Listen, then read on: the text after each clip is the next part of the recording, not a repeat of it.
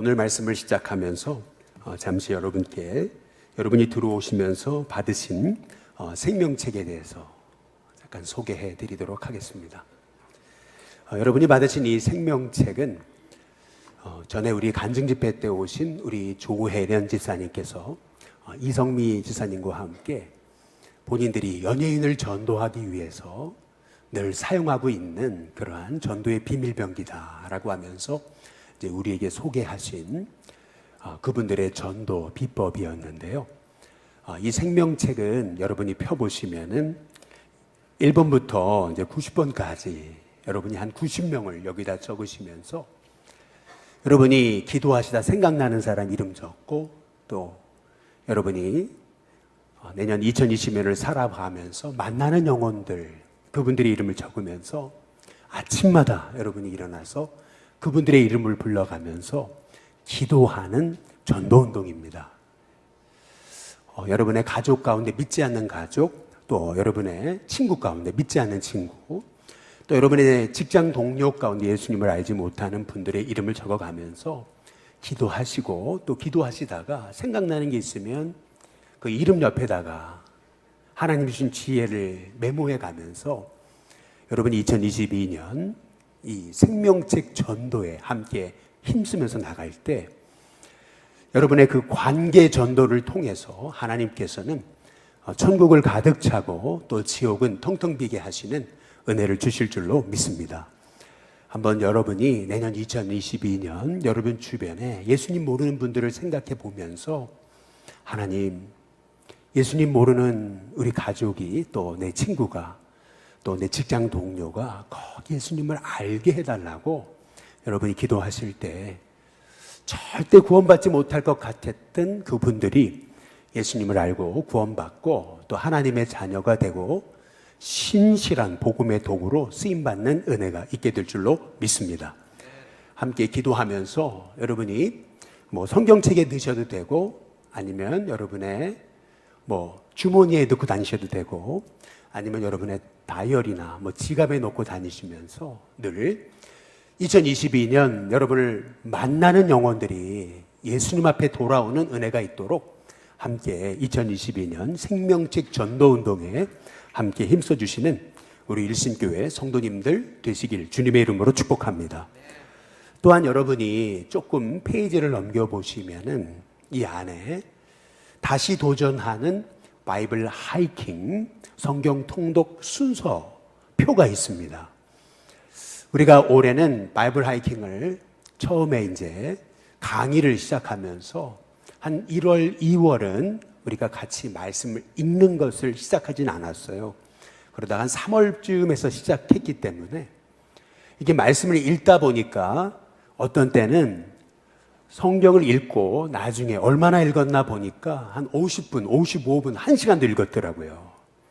그러다 보니까 어떤 때는 막 의무감으로 이렇게 읽었을 때도 있었어요. 그런데 이제 내년부터는 1월 1일부터 여러분이 하루에 3장 혹은 4장만 읽게 되겠습니다. 그러니까 여러분이 아침에 6시에 일어나시는 분이라면 내년도에는 5시 50분 정도에만 일어나시면 10분만 빨리 일어나시면 일어나자마자 여러분 머리맡에 이렇게 성경책을 딱 펴놓으시고 여기 성경 통독 순서표에 따라서 여러분의 입술로 소리를 내서 성경을 읽고 녹음해가지고 여러분 가족 카톡방 혹은 속회 카톡방, 선교회 카톡방 아니면 여러분 지인, 친구들 카톡방을 만드셔가지고 거기다가 꾸준히 올려보세요. 창세기부터 요한계시록까지 하루에 한 10분 정도, 많아야 15분만 투자하시면은 여러분이 내년 2022년 1월부터 12월 24일까지 성경을 한 번 여러분이 입술로 소리 내가지고 성경을 읽고 통독할 수 있는 그런 은혜를 경험하게 되실 것입니다. 성경은 하나님이 우리에게 주신 러브레터예요. 하나님이 우리에게 주신 연애편지입니다. 그래서 하나님께서 우리에게 성경을 주실 때는 너 정말 사랑한다 라고 하는 하나님의 음성을 주시는 거거든요. 그래서 창세기 1장부터 펴가지고 여러분이 매일 뜻을 잘 몰라도 연애편지를 분석하지 않잖아요. 이게 무슨 뜻인지, 이게 의미가 뭔지, 뭐 이게 분사형인지, 이게 미완료형인지 다 여러분이 쪼개면서 여러분이 연애편지 보지 않잖아요. 그냥 상대방의 사랑을 느끼면서 처음부터 그 사랑을 경험하면서 읽어내려가는 거죠. 똑같아요. 이 성경도 하나님이 내게 주신 연애편지거든요. 그래서 이 연애편지를 대하는 마음으로 여러분이 창세기 1장부터 1월 1일부터 하루에 한 10분만 내시는 겁니다. 특히 가장 좋은 것은 아침을 시작하면서 첫 시간을 일어나자마자 피몽사몽도 괜찮아요. 잘 못 읽어도 괜찮아요. 떠듬떠듬 틀려도 괜찮아요. 여러분이 소리를 내서 성경을 읽는 겁니다. 이해하지 못해도 괜찮아요. 그냥 읽어나가는 겁니다. 놀라운 것은요, 하나님이 주신 연애편지에 감동을 받을 때 내 안에 나도 모르게 마음에 있는 상처가 치유됩니다. 하나님이 주신 연애편지는 내 생명을 살리는 능력이 되기 때문에 다 이해하지 못해도 괜찮아요. 성경을 읽어나가다가 내 인생이 바뀝니다. 상처가 치료받고 꿈을 꾸게 되고 믿음을 갖게 돼요. 세상을 이길 힘을 얻게 됩니다. 그래서 저는 우리 일신교회 성도들이 여러분 가족 카톡방을 만드세요.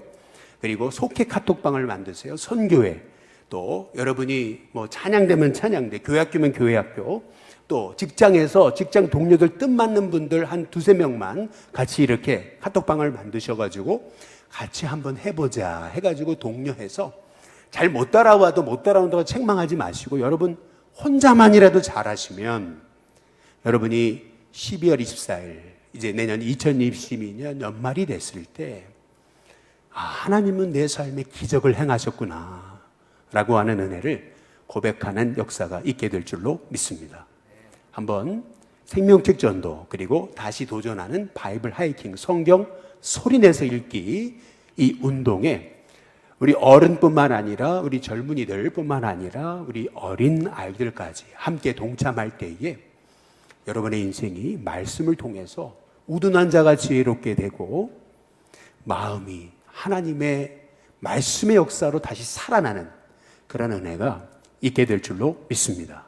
우리 함께 같이 힘을 내서 생명책 전도 운동 그리고 다시 도전하는 바이블 하이킹 성경 읽기 운동에 우리 일신교회 성도님들 함께 참여해서 하나님의 은혜의 주인공이 될 수 있는 우리 일신교회 성도님들 되시길 주님의 이름으로 축복합니다. 우리 이제 옆에 뒤에 분하고 같이 한번 인사해 보겠습니다. 새해 복 많이 받으시기 바랍니다. 우리 한 번 더 이렇게 한번 좀 유식하게 인사해 보겠습니다. 해피 뉴 이어 한번 인사해 보겠습니다. 예, 우리 한 번 더 마지막으로 인사하겠습니다. 그동안 수고 참 많으셨습니다. 우리 같이 인사하겠습니다. 우리 마지막으로 한번 인사해 보겠습니다. 하나님이 도우십니다. 2021년 우리는 전대미문의 해를 보냈습니다. 어떻게 그 어려운 시기를 지나왔나 싶을 정도로요. 조금 이렇게 머리만 아파도 코로나 걸린 것은 아닌가. 이제 그러한 염려가 되고 두려움과 근심과 걱정 속에서 우리는 2021년도를 살았습니다. 누가 기침이라도 콜록콜록 하면은 저분 코로나 걸린 거 아니야? 괜히 내가 옮는 거 아니야? 라고 하는 두려움에 빠질 때도 많았고요. 또 사람이 많은 곳에 가면 내가 여기 괜히 와 있나? 괜히 여기 있다가 코로나 걸리는 건 아닌가? 이런 두려움과 걱정과 염려 속에 우리는 살았습니다. 오늘도 이렇게 많은 성도들이 와 계시는데 교회 와서도 교회 왔다가 코로나 걸리는 거 아닌가? 그런 두려움과 걱정과 염려 속에 우리는 솔직히 매일매일 두려움과 싸우면서 여기까지 왔습니다. 코로나가 조금 잠잠해지는 듯 싶고 위드 코로나가 시작되면서 이제 코로나로부터 좀 자유해졌나 이런 생각이 들었는데 오히려 오미크론이라고 하는 생각지 못한 그런 변이 바이러스가 기승을 부리고 또 그 오미크론 바이러스에 걸려서 한국으로 들어오신 분이 또 목회자 부부였다라는 것, 또 지혜롭게 대처하지 못한 것으로 인해서 사회의 질타를 받는 그러한 참 어려움을 우리는 목도했었습니다. 성도들이 한자리에 모여서 예배드리는 것이 너무나 어렵고, 그러다 보니까 속회도 이렇게 저렇게 제대로 모이지도 못하고, 또 성경 공부도 제대로 못 해본 지가 오래된 것 같아요. 선교의 모임도 많이 흐지부지 된 것 같고, 또 나눔 사역, 전도 사역도 많이 위축된 게 사실입니다. 더구나 최근 들어서 우리 한국의 대통령 선거는 어찌 본다면 이 정치판이 전대미문의 상황을 만난 게 아닌가라는 생각이 들 정도로, 이런 선거가 다 있나 싶을 그러한 총체적인 난관 속에 있는 것이 사실입니다. 집값은 올라가고, 청년들이 직장 찾기 어렵고, 또 우리 성도들의 사업장도 이제 많은 어려움을 겪고 계시죠. 그러나 이러한 전대미문의 이 상황 속에서 그럼에도 불구하고 우리 하나님 앞에 고백할 수 있는 것은, 지금까지 하나님은 한치의 오차도 없이 우리를 인도해 오셨다라고 하는 사실입니다. 제가 지금 말씀드리는 거, 하나님은 한치의 오차도 없이 우리를 인도하셨다라고 하는 그러한 고백은 모든 성도가 코로나에 안 걸렸다는 말씀을 드리는 것은 아닙니다. 교회의 재정이 많이 회복됐다라는 것을 의미하는 것도 아닙니다. 성도의 예배 출석수가 전처럼 회복됐다라는 것을 의미하는 것도 아닙니다.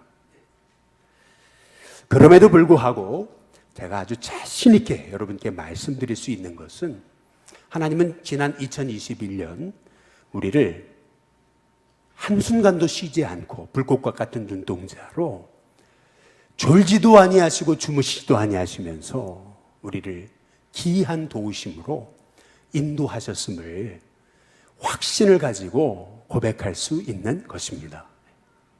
우리는 몰랐지만 하나님은 지금도 우리를 붙들고 계시고, 저와 여러분의 삶을 가장 선한 길로 인도하시는 참 축복의 하나님, 우리를 사랑하시는 하나님, 우리를 더 잘 알고 계신 하나님, 우리의 형편과 처지를 가장 잘 이해하시는 그 하나님이심을 고백할 수밖에 없는 것입니다.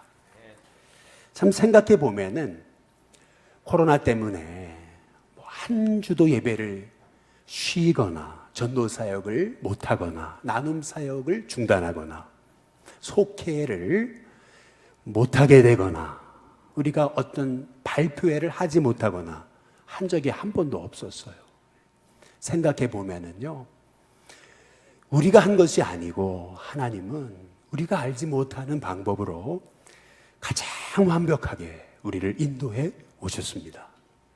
지금까지 인도하시는 하나님은요, 앞으로도 저와 여러분의 인생을, 우리 일신교회를 인도해 주실 줄로 믿습니다. 때로는 어려움도 있을 겁니다. 때로는 고난도 있을 겁니다. 생각지 못한 일들도 만날 것입니다. 그러나 그럼에도 불구하고 하나님은 저와 여러분의 삶을 하나님의 오른팔로 강하게 붙드셔서 한순간도 놓지 아니하시고, 저와 여러분의 인생을 반드시 하나님의 선하심으로 인도해 주실 줄로 믿습니다. 우리는 그 믿음이 필요합니다. 우리는 그 확신이 필요해요. 오늘 말씀에서 다윗이 만난 상황도 실은 전대미문의 상황입니다. 오늘 시편 27편에서 이 다윗은요, 7절에 이렇게 고백하는 거예요. 부르짖지 않으면 이 원통함이 풀리지 않을 정도로 하나님 앞에 작은 소리로 기도할 수가 없어요. 내 부르짖는 소리에 응답하옵소서. 9절에 보면은 하나님이 꼭 내 기도에 응답하시지 않고 자신을 숨기시는 것 같대요. 뿐만 아니라 10절에 보시면은 다윗은 자기 부모님이 자기를 버리신 것처럼 꼭 어느 누구에게, 한 사람에게도 도움을 요청할 수 없는 그런, 정말 나 혼자뿐인 것 같은 그런 외로움에서 오직 하나님 나의 도움이 되어 달라고 절규하고 있는 것을 볼 수가 있습니다. 또 12절에 보면은 자기를 대적하는 자를 가리켜서 다윗은 악을 토하는 자라고 그러고 있어요. 악을 토해낸다. 다시 말하면 물밀듯 정말 고난이 감당할 수 없을 정도로 자기에게 닥쳐오고 있음을 이 다윗은 오늘 시편 27편을 통해서 고백하고 있는 거예요. 그런데 놀라운 것은 이 다윗의 고백은 결론적으로 이렇게 죽음의 위기 가운데도 하나님은 나를 지키실 거다. 나는 반드시 망하지 않는다. 하나님은 나를 승리케 하실 것이다. 믿음으로 확신을 갖고 고백하고 있는 걸 볼 수 있어요. 그 이유가 뭘까? 그것은 시편 27편 1절에 보면은 여호와 하나님께서 나의 빛이 되시고 나의 구원이 되시고 내 생명의 능력이 되신다고 그렇게 고백하고 있는 겁니다. 하나님이 나의 어둠 속의 빛이 되시고 환난 중에 구원이 되시고 죽음의 위기 가운데 생명의 능력이 되시는데 내가 무엇을 두려워하겠느냐? 내가 누구를 무서워하겠느냐? 이 다윗은요, 갑자기 믿음의 고백으로 그 고난의 한복판에서 절대 흔들림 없는 그 믿음의 사람의 고백을 하나님 앞에 올려드리고 있어요. 뿐만 아니라 군대가 진을 치고 자기를 애워싸도 심지어는 전쟁이 일어나서 나를 치려고 달려들지라도 나는 오히려 태어나겠다. 두려워하지 않겠다. 평안하겠다. 흔들리지 않겠다고 그렇게 고백하고 있습니다. 그 고백을 더욱 뛰어넘어서 나는 하나님의 전에서 예배하게 될 것이고 즐거운 노래를 부를 것이고 뿐만 아니라 하나님은 하나님의 성막, 성소, 지성소에 나를 숨겨주셔서 결국에는 원수 위에 내 머리가 들려서 결국 내가 그 승리의 노래를 부르는 승리자로 하나님께 영광 돌릴 거다라고 다윗은 믿음의 고백을 올려드리는 것을 볼 수가 있습니다. 도대체 이 다윗의 확신은 어디서 나온 걸까라고 하는 것입니다. 아마도 지금 다윗은요, 사울 왕이 다윗을 죽이려고 3,000명의 특공부대를 광야에 풀어놓고 이잡듯이 다윗을 잡으려고 하는 그러한 위기의 상황, 전대미문의 두려움의 상황 속에 빠져 있습니다. 혹은 그렇게 사랑했던 자기 아들 압살롬이 자기를 죽이려고 헤브론에서 쿠데타를 선포하고 다윗을 죽이려고 예루살렘으로 올라오고 있던 그런 시절에 이 시를 지었을 것이라고 판단하고 있는 겁니다. 아니, 그런데 그러한 그 절망적인 그 삶의 한복판에서 어떻게 다윗은 이렇게 지금 허풍 떠는 겁니까? 지금 소위 말도 안 되는 허세를 부리는 거예요. 지금 어디 광야에다가 뭐 수만의 군사를 숨겨놓은 다윗입니까? 뭔가 믿을 구석이 있으니까 나는 반드시 승리할 거다. 나는 죽지 않는다. 멸망당하지 않는다. 반드시 승리한다. 라고 고백하는 이유가 뭐냐는 거예요. 다윗은요, 그 고난의 한복판에서 하나님은 한치 오차도 없이 자기를 인도하시는 하나님이심을 고백하고 있는 것입니다. 하나님은 지금까지 자기 인생을 돌아본 결과 졸지도 아니고 주무시지 아니하시고 하나님은 지금도 깨어서 불꽃과 같은 눈동자로 자기를 지키시고 인도하신다라고 하는 그 믿음의 확신 속에 서 있는 것이죠.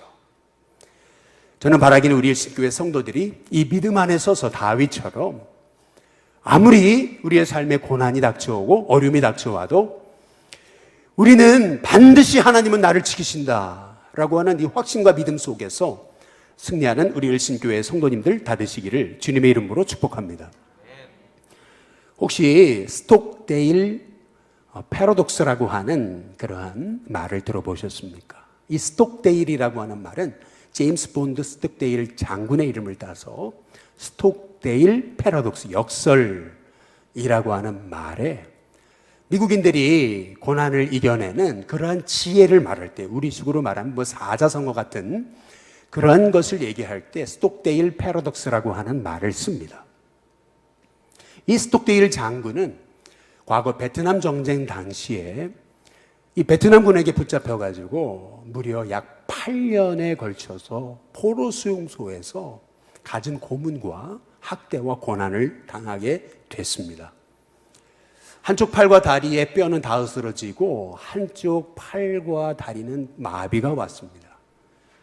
상상 이상의 고문, 상상 이상의 학대를 겪으면서 8년을 버텼어요. 살아났습니다. 전쟁 영웅이 됐습니다. 사람들이 그를 명예훈장, 갖가지 훈장을 주면서 묻습니다. 어떻게 그 고난을 견디고 승리하고 살아남을 수 있었냐고. 그때 그는 뜻밖의 얘기를 해요.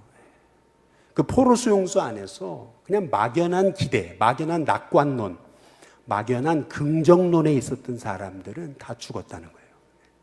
그냥 한 달 후면은 좋아지겠지. 뭐 6개월 후면 나아지겠지. 1년 후면은 괜찮아질 거야. 올 크리스마스 때는 우리는 풀려날 수 있겠지. 아니, 안 되더라도 부활절이 오면, 내년 부활절이 오면 우리는 살아날 거야. 아니, 그때가 안 된다면 내년 추수감사절에는 우리가 자유를 누릴 수 있겠지. 막연한 기대감에 막연한 낙관론을 가지면서 그냥 잘 되겠지라고 생각했던 사람들은 막상 추수감사절이 오고 또 성탄절이 오고 부활절이 왔는데도 여전히 풀려나지 못하고 오히려 더 어려움 속에 빠져드는 자기 자신을 보면서 막연한 낙관론이 절대적인 절망으로 바뀌어지더라는 거예요. 절망의 늪에 빠져버리니까 더 이상 헤어나지 못하고 결국 죽음으로 그들은 돌아가더라는 거죠. 그러나 자신은 뼈가 으스러지고 또 한쪽은 다 마비가 되는 상황에서도 현실을 직시했다는 거예요. 이 고난은 금방 끝나지 않는다. 분명히 이 고난은 오래될 것이다. 현실을 냉철하게 받아들였다는 거예요. 그냥 현실, 어려움을 받아들인 거예요. 받아들이니까요, 고난에 대처하는 지혜가 생기더라는 거예요. 오히려 그래, 이 고난은 빨리 안 끝난다. 오히려 현실을 받아들이고 오히려 고난에 대처하는 담대함을 갖게 됐다는 거예요. 그러면서도 현실을 받아들였지만은 그럼에도 불구하고 그가 놓치지 않았던 것, 그것은 뭐냐면 하나님은 반드시 나를 가장 선한 길로 인도하신다 라고 하는 그 확신, 그 믿음. 다시 말하면 현실은 이 고난이 당장 끝나지 않아요. 그런데 역설적으로 분명 하나님은 날 도우신다 라고 하는 믿음을 놓지 않았다는 거죠.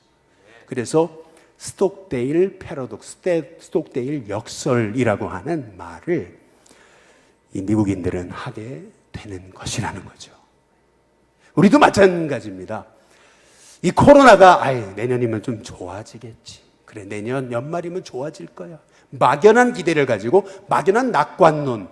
여러분, 이것은 오히려 나로 하여금 문제가 풀리지 않을 때 오히려 더 그래, 난 안 되는 건가?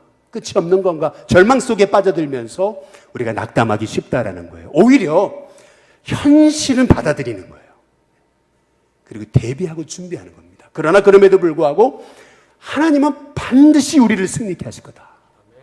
그래서요, 오늘 시편 27편에 오늘 13절과 14절에 보면 다윗이 이렇게 얘기합니다. 내가 산자들의 땅에서 여호와의 선하심을 보게 될 줄. 그 다음 뭐예요? 확실히 믿는다는 거예요. 아무리 악인들이 악을 토하고 나를 잡아먹으려고 달려온다 할지라도, 부르짖지 않으면 이 원통함이 해결될 것 같지 않은 그런 상황 속에서도요, 다윗은요, 현실은 직시하되 분명 나는 산자들의 땅에서 여호와의 선하심을 보게 될 줄을 확실히 믿고 있다고 다윗은 고백하고 있는 것입니다.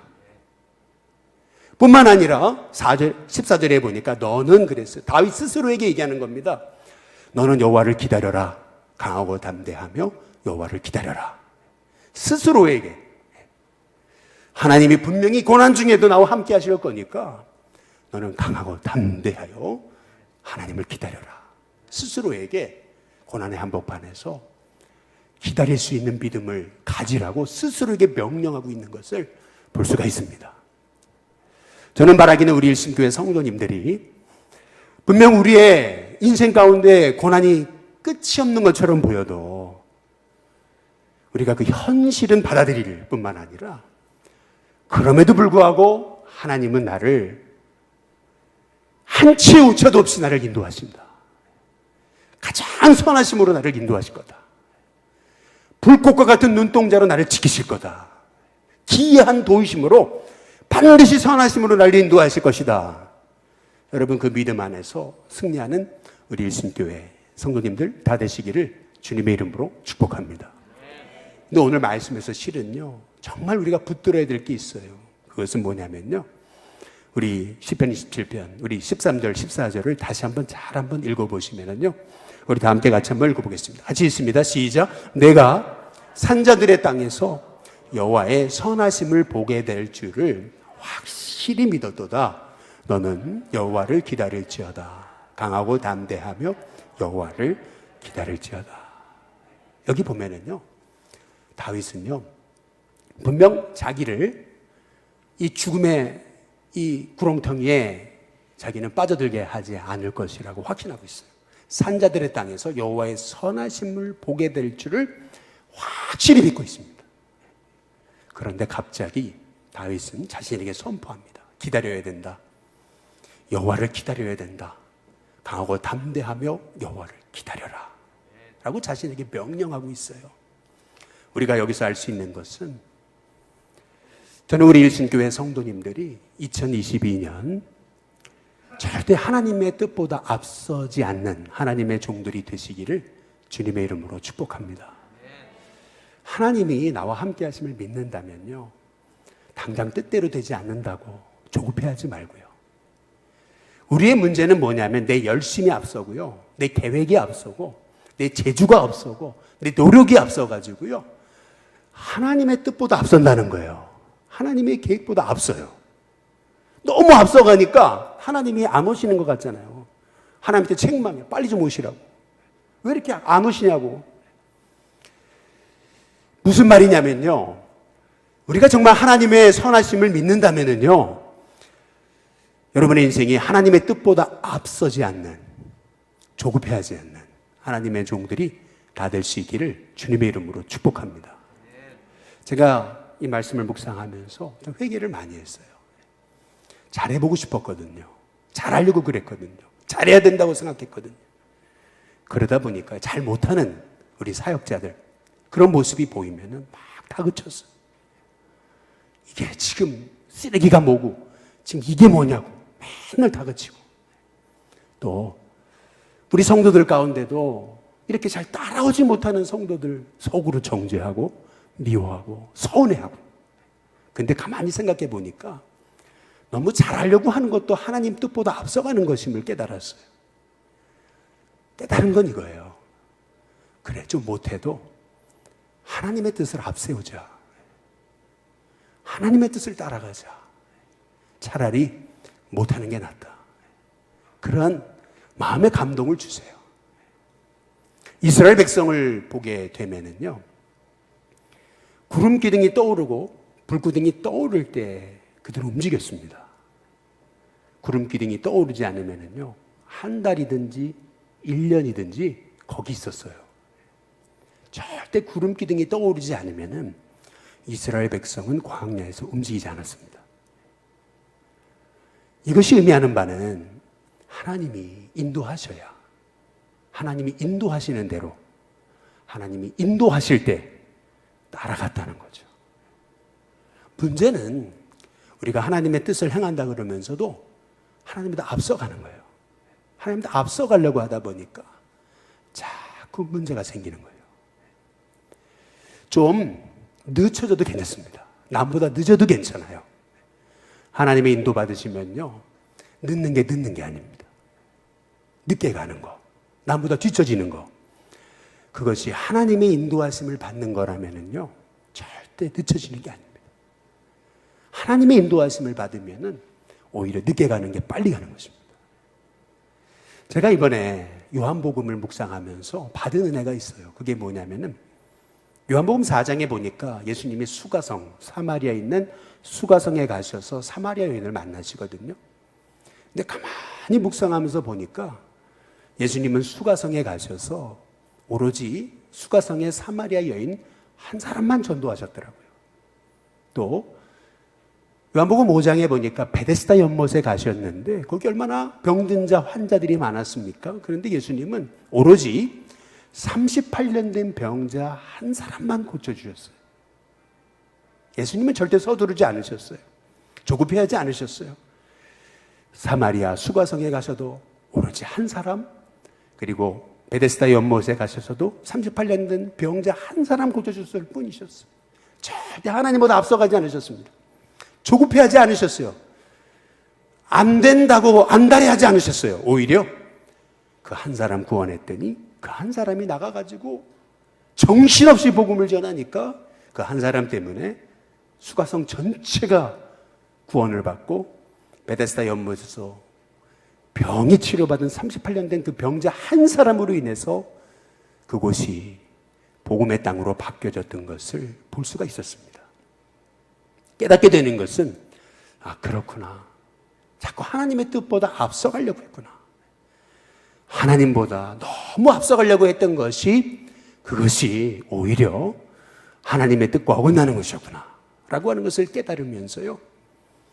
하나님께서 오늘 다윗을 통해 주시는 음성, 너는 여호와를 기다려라.